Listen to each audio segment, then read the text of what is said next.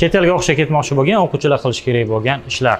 4-qism. Bilaman, orangizda ko'pchilik IELTS va SAT'ni hal qilib qo'yganimdan keyin dam olaman deb o'ylayapti, lekin asosiy jarayon endi boshlanadi. SAT va IELTSdan keyin sizga kerak bo'ladigan asosiy hujjatlar birinchi navbatda GPA, ya'ni maktab baholaringiz o'rtachasi. Agar sizda maktab baholaringiz yomon bo'lsa, shuni to'g'rilashga harakat qiling. Undan keyin bizda college essay bor yoki personal statement hamda motivation letter desak ham bo'ladi. Qaysi o'quvchilarga shunaqa desak tushunarli. Buni ham yozishga sizda 2 haftadan 1 oygacha vaqt bo'lishi kerak.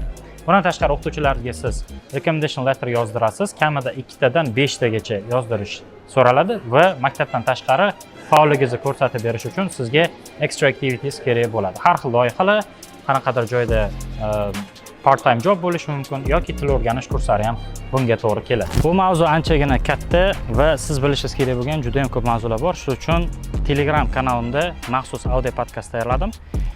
Kommentariyada 4 sonni yozib qoldiring va men sizga Telegram kanalimni linkini yuborib qo'yaman.